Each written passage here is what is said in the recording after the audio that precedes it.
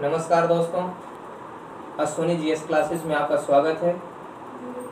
हम लोग आज इंडियन ज्योग्राफी में या वर्ल्ड ज्योग्राफी के कुछ चीज़ों को पढ़ेंगे और समझेंगे जो एग्ज़ाम के पॉइंट ऑफ व्यू से बहुत ही महत्वपूर्ण माने जाते हैं।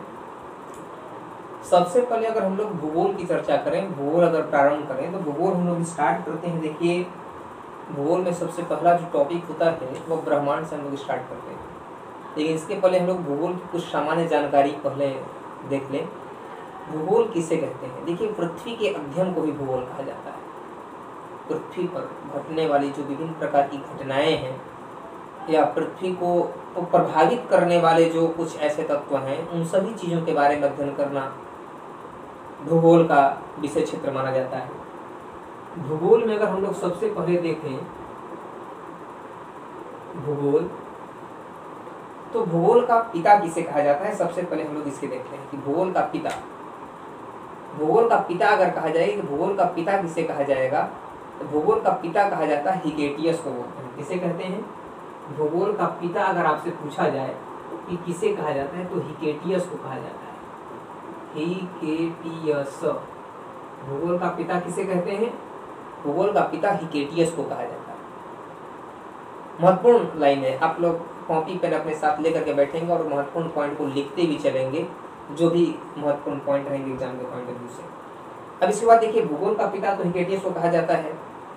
जैसे इतिहास का पिता हेरोडोटस को कहा जाता है, अर्थशास्त्र का पिता एडम स्मिथ को कहा जाता है, राजनीति विज्ञान का पिता अरिस्टोटल अरस्तु को कहा जाता है ना।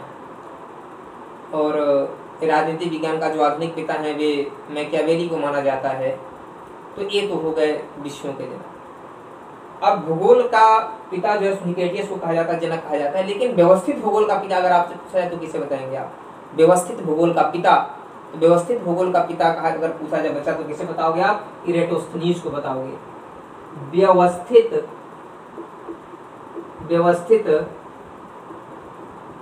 भूगोल के पिता किसे कहा जाता है? तो इरेटोस्थनीज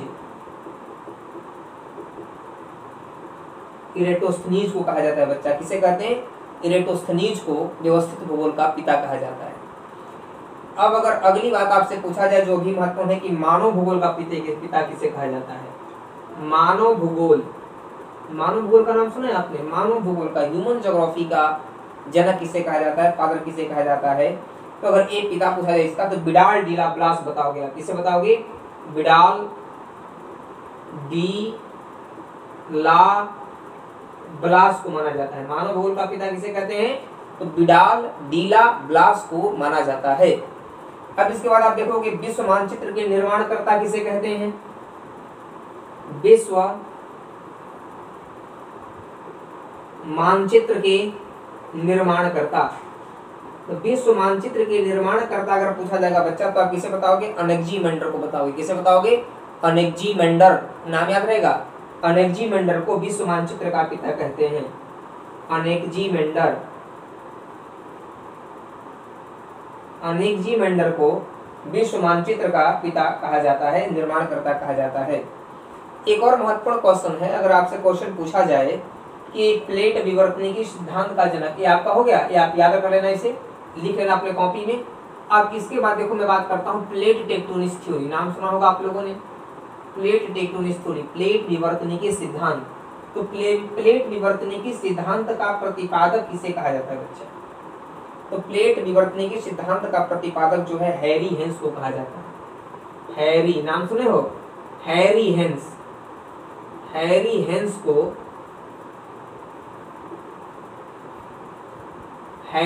को प्लेट विवर्तनिकी सिद्धांत का जनक कहा जाता है। प्लेट टेक्टोनिक थ्योरी का जनक इन्हें कहा जाता है, हैरी हेंस को। इन्होंने कहा कि पृथ्वी का जो भूपर्वटी है, जो अर्थ क्रस्ट है, वह 7 प्लेट और कुछ अन्य प्लेटों से मिलकर के बना हुआ है। According to the plate tectonic theory, Earth crust is a formation of several plates and some minor plates. पृथ्वी का जो भूपर्वटी है वह 7 प्लेट और कुछ अन्य प्लेटों से मिलकर के बना हुआ है। उसी को प्लेट टेक्टोनिक थ्योरी कहा जाता है। तो यह प्लेट टेक्टोनिक थ्योरी सर्वमान्य सिद्धांत माना जाता है ना। भूप्रपटी के बारे में जो उसने स्टडी करके अपना डिफाइन किया। अब इसके बाद ये तो हो गया महत्वपूर्ण बात जो एग्जाम के पॉइंट ऑफ व्यू से महत्वपूर्ण थे, एक लाइन के, इसे भी याद करने तो प्रारंभिक चीजें हो गई। अब हम लोग थोड़ा सा टॉपिक पे एंट्री करते हैं, जैसे ब्रह्मांड। तो सबसे पहला एक लाइन यहाँ पर आता है कि ब्रह्मांड के अध्ययन को क्या कहते हैं बच्चा। ब्रह्मांड कहते ही किसे हैं, अगर ये पूछा जाए ब्रह्मांड कहते ही किसे हैं तो क्या बताओगे। तो देखो सामान्य रूप से ग्रह, उपग्रह, सूर्य, तारा और आकाश गंगाओं के सम्मिलित पुंज को ही ब्रह्मांड कहते हैं। सम्मिलित पुंज को ही ब्रह्मांड कहते हैं, जिसमें सारी चीजें हों, जिसमें ग्रह भी हो, जिसमें तारा भी हो, जिसमें सूर्य भी शामिल हो, जिसमें अनेक आकाश गंगाएं भी शामिल हों, जिसमें अनेक उपग्रह भी शामिल हों, इन सब चीजों के सम्मिलित पुंज को ही क्या कहा जाएगा, तो ब्रह्मांड कहा जाएगा। अगर हम ब्रह्मांड का अध्ययन कभी कभी पूछा जाता है कि ब्रह्मांड के अध्ययन को क्या कहा जाता है, तो ब्रह्मांड के अध्ययन को कॉस्मोलॉजी कहते हैं बच्चा। क्या बोलते हैं, कॉस्मोलॉजी कहते हैं ब्रह्मांड के अध्ययन को, याद रखना, मैं लिख दे रहा हूँ। कॉस्मोलॉजी, ब्रह्मांड के अध्ययन को क्या बोलते हैं, कॉस्मोलॉजी कहते हैं, याद करना। कॉस्मोलॉजी कहते हैं ब्रह्मांड के अध्ययन को, क्या बोलते हैं, कॉस्मोलॉजी कहते हैं, ब्रह्मांड के अध्ययन को कहा जाता है। समझ गए। इसके बाद अब देखो अगला पॉइंट और महत्वपूर्ण है कि ब्रह्मांड की उत्पत्ति का सर्वमान्य सिद्धांत जो माना जाता है, ब्रह्मांड की उत्पत्ति का सिद्धांत देखो, ब्रह्मांड की जो ब्रह्मांड है तुम्हारा, ब्रह्मांड की उत्पत्ति का सिद्धांत अगर पूछा जाए तो क्या बताओगे, सर्वमान्य सिद्धांत। उत्पत्ति का सर्वमान्य सिद्धांत, सर्वमान्य दिखाई पड़ रहा है, सर्वमान्य सिद्धांत किसे कहते हैं। तब पूछा जाए तो एक ही सिद्धांत का नाम आएगा तुम्हारा, वह है महाविस्फोटक सिद्धांत। महाविस्फोटक सिद्धांत है यह, जो सर्वमान्य सिद्धांत माना जाता है ब्रह्मांड की उत्पत्ति का। अब पूछा जाएगा कि इसके प्रतिपादक कौन थे, ब्रह्मांड की उत्पत्ति के सिद्धांत के प्रतिपादक कौन थे। तो ब्रह्मांड की उत्पत्ति के सिद्धांत के जो प्रतिपादक थे उनका नाम था जॉर्ज लैमेंटर। क्या नाम था उनका, मैं यहाँ पर लिख रहा हूँ, जॉर्ज लैमेंटर। जॉर्ज लैमेंटर, याद रखना, लिख लेना अपने कॉपी में, जॉर्ज लैमेंटर था बच्चा, है ना। ब्रह्मांड की उत्पत्ति के सिद्धांत के प्रतिपादक कौन थे, तो जॉर्ज लैमेंटर थे, जो बहुत ही महत्वपूर्ण सिद्धांत माना जाता है। यह सिद्धांत एग्जाम के पॉइंट ऑफ व्यू से बहुत ही महत्वपूर्ण है, कई बार एग्जाम में पूछा जाता है। अब देखो कुछ और सिद्धांतों की चर्चा करते हैं जो ब्रह्मांड की उत्पत्ति के बारे में बहुत ही महत्वपूर्ण क्वेश्चंस हैं। और क्या क्या भाई उत्पत्ति है, सिद्धांत है, क्या और सिद्धांत दिया गया। ये तो सर्वमान्य सिद्धांत आपने देखा कि ब्रह्मांड की उत्पत्ति का सर्वमान्य सिद्धांत है, लेकिन कभी कभी BHU BA एंट्रेंस में या BEd एंट्रेंस में एक आध क्वेश्चन ये भी कभी कभी पूछ दिया जाता है कि स्फीति सिद्धांत के प्रतिपादक कौन थे। स्फीति सिद्धांत, तो स्फीति सिद्धांत अगर पूछा जाएगा बच्चा कि स्फीति सिद्धांत के प्रतिपादक कौन थे, स्फीति सिद्धांत का प्रतिपादक किसे बताओगे। स्फीति सिद्धांत, ब्रह्मांड के स्फीति सिद्धांत के प्रतिपादक कौन थे। स्फीति सिद्धांत का प्रतिपादक अगर पूछे जाएगा तुमसे तो क्या बताओगे। इसके लिए तुम्हारा क्वेश्चन होगा, है ना, अलेन गुथ। क्या बताओगे, अलेन गुथ। अलेन गुथ क्या बताओगे बच्चा, अलेन गुथ बता दोगे तुरंत कि ब्रह्मांड की उत्पत्ति का स्फीति सिद्धांत के प्रतिपादक कौन थे। तो ब्रह्मांड की उत्पत्ति के स्फीति सिद्धांत का प्रतिपादक जो है वह अलेन गुथ थे। कौन थे, अलेन गुथ। स्फीति देखो थोड़ा सा, स्फीति सिद्धांत के प्रतिपादक कौन थे, अलेन गुथ थे। ये हो गया तुम्हारा। एक होता है तुम्हारा जो है सो दोलन सिद्धांत। दोलन सिद्धांत के प्रतिपादक कौन थे बच्चा। तो दोलन सिद्धांत का प्रतिपादक अगर पूछा जाता है तो आप याद रखना उसके प्रतिपादक थे आर्थर एडिंगटन। आर्थर एडिंगटन थे किसके प्रतिपादक, दोलन सिद्धांत के, ब्रह्मांड के दोलन सिद्धांत के प्रतिपादक कौन थे। तो दोलन सिद्धांत के प्रतिपादक थे आर्थर एडिंगटन थे। आर्थर एडिंगटन थे, है ना। क्या थे, दोलन सिद्धांत के प्रतिपादक थे। दोलन सिद्धांत के प्रतिपादक माने जाते हैं। किसके सिद्धांत के, दोलन सिद्धांत के। लेकिन सबसे एक महत्वपूर्ण याद रखना कि ब्रह्मांड की उत्पत्ति का सर्वमान्य सिद्धांत जो है वो महाविस्फोटक सिद्धांत है, वह बिग बैंग थ्योरी है, जिसके प्रतिपादक जॉर्ज लैमेंटर को माना जाता है। ये लाइन मत भूलना। चलो इसके बाद हम चर्चा करते हैं आगे की कड़ी में, बहुत ही महत्वपूर्ण है। देखो ब्रह्मांड का जब अध्ययन होने लगा, ब्रह्मांड का अध्ययन तो खैर बहुत कई वर्षों तक अज्ञानता के वश में रहा, अंधकार में रहा, लेकिन बहुत साल बीतने के बाद कुछ भूवैज्ञानिकों ने इस क्षेत्र में अपना प्रयास किया और उस प्रयास में आगे बढ़े। आपके भू केंद्रीय सिद्धांत के प्रतिपादन करने वाले टॉलमी, कौन थे? टॉलमी जो थे तुम्हारे बच्चा, वो मिस्र के रहने वाले थे। कहाँ के थे? मिस्र, यूनान के रहने वाले थे टॉलमी मिस्र यूनान के रहने वाले थे। इन्होंने एक सिद्धांत दिया जिसका नाम था भू केंद्रीय सिद्धांत। नाम क्या था? भू केंद्रीय सिद्धांत इन्होंने दिया बच्चा। क्या नाम दिया इन्होंने? भू केंद्रीय सिद्धांत दिया इसके बारे में। अब देखो भू केंद्रीय सिद्धांत जो कहता है तुम्हारा कि भू केंद्रीय सिद्धांत क्या है, तो भू केंद्रीय सिद्धांत जो है बच्चा, इसे कहा जाता है जियोसेंट्रिक थ्योरी बोलते हैं। इसे क्या बोलते हैं? जियोसेंट्रिक थ्योरी से कहा जाता है। तो जियोसेंट्रिक थ्योरी अगर तुमसे पूछा जाए कि किसे कहा जाता है जियोसेंट्रिक थ्योरी, तो भू केंद्रीय सिद्धांत को ही जियोसेंट्रिक थ्योरी कहा जाता है, जिसके प्रतिपादक टॉलमी महोदय थे, जो मिस्र यूनान के रहने वाले थे। इन्होंने कहा कि ब्रह्मांड के केंद्र में, क्या कहा इन्होंने? ये पूरे ब्रह्मांड के केंद्र में जो सूर्य, जो पृथ्वी है, वो पृथ्वी केंद्र में है। पूरे ब्रह्मांड के केंद्र में पृथ्वी है और अनेक ग्रह, सूर्य भी पृथ्वी की परिक्रमा कर रहे हैं।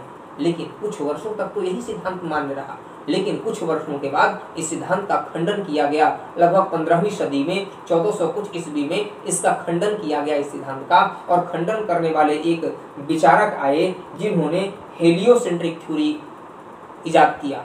कौन सी सिद्धांत दिया उन्होंने? हेलियोसेंट्रिक थ्योरी उन्होंने दिया। हेलियोसेंट्रिक थ्योरी का मतलब होता है सूर्य केंद्रीय सिद्धांत होता है बच्चा। क्या होता है? सूर्य केंद्रीय सिद्धांत, याद करना, सूर्य केंद्रीय सिद्धांत होता है। ये किसने दिया? तो ये सूर्य केंद्रीय सिद्धांत जो है बच्चा तुम्हारा जो है सो निकोलस कॉपरनिकस ने दिया था। किसने दिया था? निकोलस कॉपरनिकस ने दिया था। कॉपरनिकस ने दिया था। जब भू केंद्रीय सिद्धांत किसने दिया? ये तो टॉलमी ने दिया था। जबकि सूर्य केंद्रीय सिद्धांत किसने दिया? दूसरा, तो ये दूसरा दिया तुम्हारा निकोलस कॉपरनिकस ने दिया। ये कहाँ के रहने वाले थे बच्चा? तो ये अगर पूछा जाए कहाँ के रहने वाले, तो पोलैंड के रहने वाले थे। कहाँ के थे? पोलैंड के रहने वाले थे, याद रख लेना। कहाँ के थे? पोलैंड का रहने वाले थे निकोलस कॉपरनिकस। इन्होंने क्या कहा? इन्होंने कहा सूर्य केंद्रीय सिद्धांत में, हेलियोसेंट्रिक थ्योरी में इन्होंने कहा कि नहीं, सूर्य केंद्र में है। कौन है? ब्रह्मांड के केंद्र में कौन है?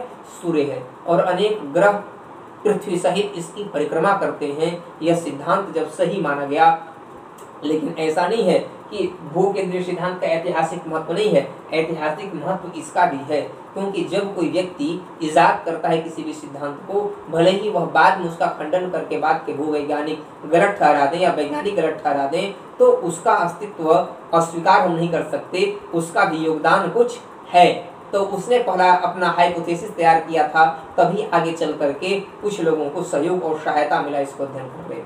इसलिए ऐतिहासिक महत्व उसका है भू केंद्रीय सिद्धांत का। लेकिन सर्वमान्य सिद्धांत और कौन सा हो गया? सूर्य केंद्रीय सिद्धांत हो गया, हेलियोसेंट्रिक थ्योरी हो गया। ठीक ना? अब इसके बाद देखोगे आप, अगर बहुत ही महत्वपूर्ण बात बताने जा रहा हूँ कि बहुत ही महत्वपूर्ण बात यह है कि एक सिद्धांत, एक विचारक थे जो इटली के रहने वाले थे, जिनका नाम था गैलीलियो। गैलीलियो का नाम सुना है तुम लोगों ने? गैलीलियो एक विचारक थे ना, वैज्ञानिक थे। गैलीलियो एक विचारक थे, बहुत बड़े विचारक थे, ये आपके दार्शनिक थे। गैलीलियो जो थे, इन्होंने क्या किया कि गैलीलियो एक बहुत बड़े विचारक माने गए, वैज्ञानिक माने गए। ये दूरबीन का आविष्कार कर दिए। क्या कर दिए? दूरबीन का आविष्कार कर दिए। दूरबीन का जब आविष्कार इन्होंने किया, ये कहाँ के रहने वाले थे? गैलीलियो ये इटली के रहने वाले थे ना, ये इटली के रहने वाले थे गैलीलियो। और ये जब दूरबीन का आविष्कार किए, दूरबीन का जब इन्होंने आविष्कार किया, तो जैसे ब्रह्मांड के अध्ययन में एक क्रांति सी आ गई और बहुत बड़ा योगदान इन्होंने दिया इसके बारे में। अब इसके बाद देखोगे कि ब्रह्मांड के अध्ययन में क्रांति आ गया इनके दूरबीन के आविष्कार के बाद, ताकि दूर तक देखना आसान हो गया था, इसलिए लोग ज्यादा समझने लगे थे ब्रह्मांड के बारे में। ये रहा एक महत्वपूर्ण पॉइंट तुम्हारा, इसे भी नोट कर लेना अपने कॉपी में। अब आओ हम लोग अगले कड़ी में एक और चीजों को महत्वपूर्ण देखते हैं, जो ज्योग्राफी की स्टार्टिंग पार्ट में ही महत्वपूर्ण माना जाता है। अब हम स्टार्ट करते हैं, थोड़ा सा विषय वस्तु में प्रवेश करते हैं। आकाश गंगा का नाम तुमने सुना होगा, आकाश गंगा नाम सुना है बच्चा, आकाश गंगा। आकाश गंगा क्या होता है? आकाश गंगा नाम सुना, जिसको बोलते हैं इंग्लिश में गैलेक्सी। क्या बोलते हैं इसे? गैलेक्सी कहा जाता है आकाश गंगा को। देखो आकाश गंगा जो होता है ना, यह असंख्य तारों का समूह होता है। क्या होता है? यह असंख्य तारों का समूह होता है।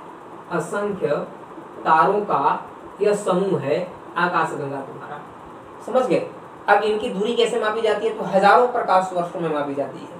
याद रखना, अधिक दूरी जो बहुत दूर हो, जैसे सूर्य की दूरी अगर मापना हो तो हजारों प्रकाश वर्षों में मापी जाती है, जो बहुत दूर होते हैं, समझ गए? तो आकाश गंगा जो होते हैं यह असंख्य तारों का समूह होता है और कुछ नहीं होता, असंख्य तारों का समूह है और इनकी दूरी हजारों प्रकाश वर्षों में मापी जाती है।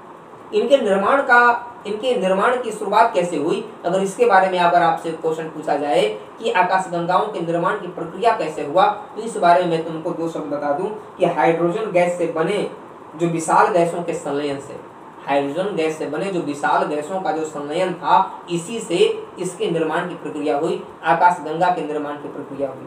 बच्चा तुमको पता होगा कि ब्रह्मांड जो था ना, यह ब्रह्मांड पहले पूरा घनीभूत इकाई था। क्या था?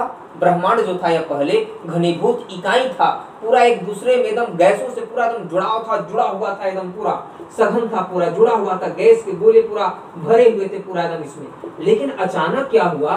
अचानक इसमें विस्फोट हो गया, और विस्फोट हो गया जब इसमें, वही बिग बैंग थ्योरी कहता है, महाविस्फोटक सिद्धांत कहता है, जो सर्वमान्य सिद्धांत है ब्रह्मांड की उत्पत्ति के बारे में। जब इसमें विस्फोट हुआ अचानक, तो अनेक चीजें ब्रह्मांड में बिखर गई, अंतरिक्ष में बिखर गए। और बिखरने के बाद क्या हुआ?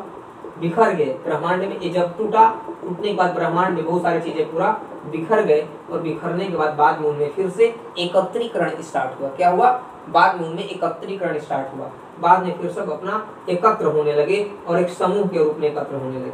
जैसे ये समूह बन गया, एक थे मान लो, एक समूह बन गया, मान लो एक थे यहाँ पर, एक समूह बन गया मान लो यहाँ पर, एकत्रित होते हुए, है ना, और यहाँ पर बन गया। तो इसी तरह से कई सारे एकत्रण स्टार्ट हुआ ब्रह्मांड में। और एकत्रीकरण इसलिए हुआ क्योंकि गुरुत्वाकर्षण बल पाया जाता था आकाशीय पिंडों में, है ना, ग्रेविटी फोर्स थी। और जब वो नजदीक आने लगे, तो उसी प्रक्रिया के द्वारा एक तरीके से मानो तो हमारे यहाँ तारे भी आए, ग्रह भी आए, चंद्र मतलब कि उपग्रह भी आए, सारी चीजों का निर्माण इसी तरह से, इसी प्रक्रिया से हुआ है, समझ गए? लेकिन अब थोड़ा सा विशेष करके भी चीजों को हम लोग पढ़ेंगे, जो हम लोग जैसे आकाश गंगा के बारे में पढ़े, तो ब्रह्मांड के बारे में समझ गए ना, कैसे क्या हुआ, उसी में से एक टॉपिक है आकाश गंगा। आकाश गंगा क्या है? तो असंख्य तारों का समूह है। एक हमारे यहाँ ब्रह्मांड में कोई ये थोड़ी है कि एक ही आकाश गंगा है, ब्रह्मांड में अनेक आकाश गंगाएं हैं, अनेक आकाश गंगाओं का पुंज है, अनेक असंख्य तारों के समूह है। लेकिन जहां तक व्यक्ति की जानकारी पहुंचने पाई है, वहीं तक अभी व्यक्ति जानता है कि वही चीजें हैं। लेकिन जहां तक नहीं पहुंचने पाया है, वो चीजें भी विद्यमान है वहां पर, उनकी खोज अभी जारी है। जैसे जैसे खोज हो रहे हैं, वैसे वैसे नई चीजें प्राप्त हो रही हैं वहां से। तो आकाश गंगा समझ गए ना, इसे गैलेक्सी कहते हैं, जो असंख्य तारों का समूह होता है। इसकी दूरी हजारों प्रकाश वर्षों में मापी जाती है। इसके निर्माण की शुरुआत कैसे हुई? तो हाइड्रोजन गैस के जो गैसों के संलयन से ही इसके निर्माण की प्रक्रिया प्रारंभ हुई बच्चा, ठीक है ना। अब देखो अगला आता है तुम्हारा निहारिका। क्या आता है बच्चा? निहारिका किसे कहते हैं? निहारिका के बारे में समझो। निहारिका भी एग्जाम के पॉइंट ऑफ व्यू से तुम्हारा बहुत ही महत्वपूर्ण है। देखो निहारिका को नेबुला कहा जाता है बच्चा। क्या बोलते हैं? निहारिका को नेबुला कहा जाता है, जानते हो कि नहीं? निहारिका को नेबुला कहा जाता है इंग्लिश में। इसका मतलब होता है कुहासा। देखो निहारिका जो होता है, इसे थोड़ा सा मिटा देते हैं।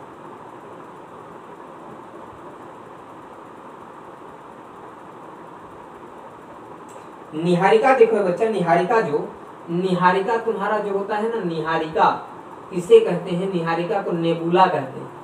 नेबुला भी कहा जाता है, इसे नेबुला भी कहा जाता है। ये क्या होता है? इसका शाब्दिक अर्थ अगर देखोगे तो होता है कुहासा। क्या होता है? कुहासा होता है। शाब्दिक अर्थ में इसका मतलब है कुहासा। मतलब यह अत्यधिक प्रकाशवान पिंड होते हैं, अत्यधिक प्रकाशवान पिंड होते हैं। तो असंख्य प्रकाशवान पिंड होते हैं जो धूल कणों से निर्मित होते हैं। किससे होते हैं? धूल कणों से ही निर्मित होते हैं ना। किससे निर्मित होते हैं? जो धूल कणों से निर्मित होते हैं। ये आपका निहारिका या नेबुला, कुहासा इनका शाब्दिक अर्थ है, जो धूल कणों से निर्मित होते हैं। ठीक, अब क्वेश्चन पूछा जाए कि पृथ्वी के नजदीक निकट स्थित निहारिका कौन सा है। तो पृथ्वी के निकट स्थित निहारिका का नाम यदि पूछा जाता है तुमसे बच्चा, तुरंत उसका नाम बताओगे तुम एंड्रोमेडा। क्या बताओगे? एंड्रोमेडा। एंड्रोमेडा पृथ्वी के सबसे नजदीक स्थित निहारिका यही है, एंड्रोमेडा। पृथ्वी के सबसे नजदीक स्थित निहारिका है एंड्रोमेडा। और अगर तुमसे पूछा जाए कि अंतरिक्ष में हल्का निहारिका कौन है, हल्का लो वेटेज वाला कौन सा निहारिका है, नेबुला, कौन सा लो वेटेज वाला नेबुला है, उसका तुरंत नाम बताओगे तुम ओरियन स्वार्ड। क्या बताओगे? ओरियंस स्वार्ड।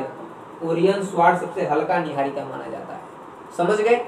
अब देखो इसके बाद हम आते हैं मंदाकिनी के बारे में। मंदाकिनी क्या है? ये सब पॉइंट है, शब्द हैं अंतरिक्ष से संबंधित, ब्रह्मांड से संबंधित, जो महत्वपूर्ण है, कभी कभी एग्जाम में पूछ दिए जाते हैं। देखो मंदाकिनी किसे कहा जाता है बच्चा? मंदाकिनी भी बहुत महत्वपूर्ण है। इसे कहा जाता है, मंदाकिनी नाम ही है इसका, मंदाकिनी नाम है ना, मंदाकिनी नाम है इसका। ठीक, याद रखना मंदाकिनी। मंदाकिनी जो होता है बच्चा, वह आकाशगंगा जिसमें हमारा सौर परिवार, सौर परिवार बताए थे, आकाशगंगा, आकाशगंगा बताए थे। असंख्य तारों के समूह को आकाशगंगा कहा जाता है, जिनकी दूरी हजारों प्रकाश वर्ष में मापी जाती है। ब्रह्मांड में कोई एक आकाशगंगा नहीं है, अनेक असंख्य तारों के समूह वाले आकाशगंगा हैं। तो वह आकाशगंगा जिसमें हमारा सौर परिवार स्थित है। एक शब्द आया यहाँ पर, सौर परिवार क्या होता है? तो देखो बच्चा, सौर परिवार उसे कहते हैं जिसमें हमारा ग्रह, उपग्रह, ग्रह, सूर्य, ग्रह, उपग्रह स्थित हों, उसी को कहा जाता है सौर परिवार। ठीक है ना? सौर परिवार याद रहेगा किसे कहते हैं? तो सौर परिवार याद रखना किसे कहते हैं कि हमारे यहाँ जो 8 ग्रह हैं, जो ग्रह हैं, ग्रह को मिला करके, ग्रह, उपग्रह, सूर्य इत्यादि को मिला करके क्या बोलते हैं, जिसमें स्थित है, उसे सौर परिवार या सौर मंडल कहा जाता है। तो वह आकाशगंगा जिसमें हमारा सौर परिवार स्थित है, उसी को मंदाकिनी कहा जाता है बच्चा। समझ गए? यह मंदाकिनी है। जैसे मान लो असंख्य तारों का समूह है, असंख्य तारों का इसी में से क्या है, इसी में से जो है सो हमारा जो है सो इसी में मंदाकिनी में स्थित हमारा एक सौर परिवार है ना, बीच में सूर्य हो गया और इसी की यही हमारा हो गया एक, इसी को बोलते हैं मंदाकिनी। वह आकाशगंगा जिसमें हमारा सौर परिवार स्थित है, उसी को बोलते हैं मंदाकिनी। ठीक है ना? अब देखो इसमें क्या होता है, मंदाकिनी तो कहते हैं, मंदाकिनी का वह भाग, मंदाकिनी समझ गए ना किसे कहते हैं? आकाशगंगा का, वह आकाशगंगा जिसमें हमारा सौर परिवार स्थित है, उसी को मंदाकिनी कहते हैं। मतलब यह भी एक आकाशगंगा ही है, मंदाकिनी भी एक आकाशगंगा ही है, लेकिन इसमें सौर परिवार स्थित है, इसलिए इसका नाम क्या दे दिया गया? मंदाकिनी इसका नाम दे दिया गया। समझ गए? और मंदाकिनी का वह भाग जो पृथ्वी पर से एक प्रकाश की तरह सदृश होता है, मतलब ये मंदाकिनी का वह भाग जो पृथ्वी पर से एक प्रकाश की तरह दृष्टिगोचर होता है, उसे क्या कहा जाता है? तो दुग्ध मेखला कहते हैं। उसे क्या बोलते हैं? दुग्ध मेखला। कभी तुमने नाम सुना होगा, दुग्ध मेखला। दुग्ध मेखला किसे कहते हैं? तो दुग्ध मेखला को मिल्की वे कहते हैं, मिल्की वे। इसका मतलब कोई अलग चीज नहीं है, मतलब पृथ्वी पर से मंदाकिनी का वह भाग जो प्रकाशमान सदृश होता है, उसी को कहा जाता है क्या? दुग्ध मेखला कहा जाता है। ठीक है ना? मंदाकिनी आकाशगंगा का जो अगर आकार पूछा जाए तुमसे, अगर तस्तरी के समान चपटा है। कैसा है? तस्तरी के समान चपटा है बच्चा। ठीक है ना? अब देखो, तो मंदाकिनी आकाशगंगा का आकार कैसा है? सर्पिला इसका आकार है ना, सर्पिला इसका आकार है, सांप की तरह आकार सर्पिला है ना। अब चलो अगला पॉइंट देखो, दुग्ध मेखला समझ गए क्या है? तो पृथ्वी पर से मंदाकिनी का वह भाग जो प्रकाशमान सदृश होता है, उसी को बोलते हैं दुग्ध मेखला। याद रहेगा? अब देखो, तो आकाशगंगा का प्रथम तारा किसे कहते हैं? आकाशगंगा का प्रथम तारा अगर, या आकाश का प्रथम तारा, आकाश का प्रथम तारा अगर पूछा जाएगा तो क्या बताओगे? स्वाति को बताओगे ना। आकाश का प्रथम तारा क्या बच्चा? स्वाति को कहा जाता है आकाश का प्रथम तारा। ठीक है ना? याद रखना। उसके बाद देखो, सौर मंडल में सर्वाधिक नजदीक स्थित तारा, सौर मंडल के सर्वाधिक नजदीक स्थित तारा को क्या बोलते हैं? प्रॉक्सिमा सेंचुरी कहते हैं। क्या बोलते हैं? प्रॉक्सिमा सेंचुरी कहते हैं, है ना? याद रखना, प्रॉक्सिमा सेंचुरी कहते हैं, प्रॉक्सिमा सेंचुरी कहते हैं जो हमारे सौर मंडल के नजदीक स्थित तारा है उसे। ठीक, ये तो रही बात कुछ और महत्वपूर्ण। अब देखो अब और महत्वपूर्ण बात करते हैं, सूर्य, ग्रह और तारे के बारे में अंतर क्या है।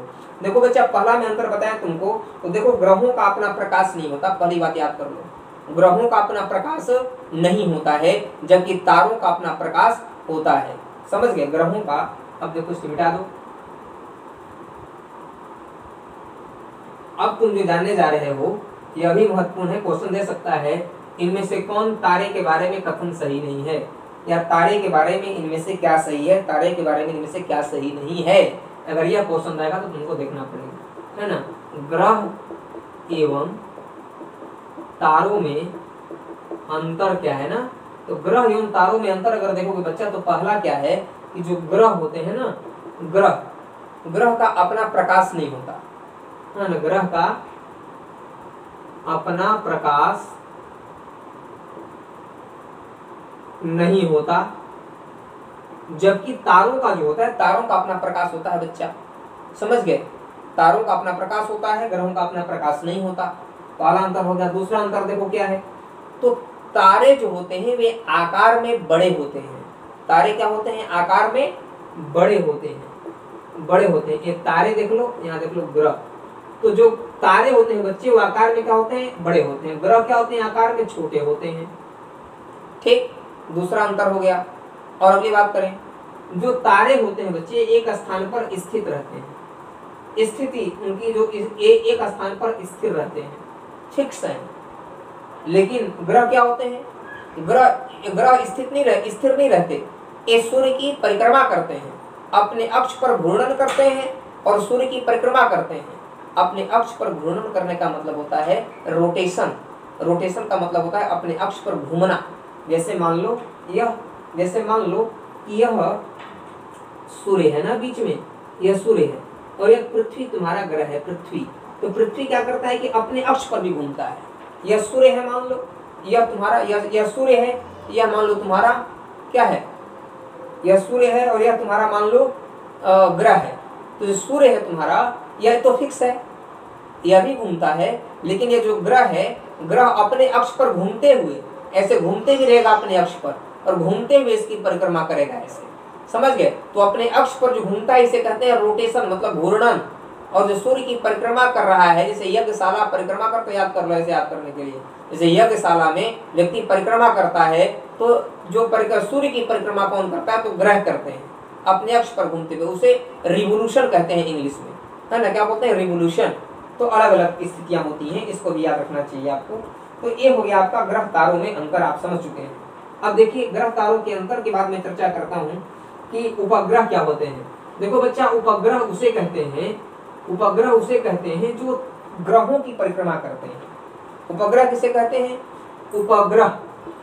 उपग्रह उसे कहते हैं जो ग्रहों की परिक्रमा करें, ग्रहों की परिक्रमा करें, उसे क्या कहते हैं? उपग्रह कहा जाता है। जो ग्रहों का परिक्रमा करें, जो ग्रहों का रिवोल्यूशन करें, उसे कहते हैं उपग्रह। समझ गए? एक बात याद रखना कि ग्रह जो होते हैं ना, ग्रह अपने अक्ष पर एक निश्चित कक्षा में उनकी परिक्रमा करते हुए होना चाहिए।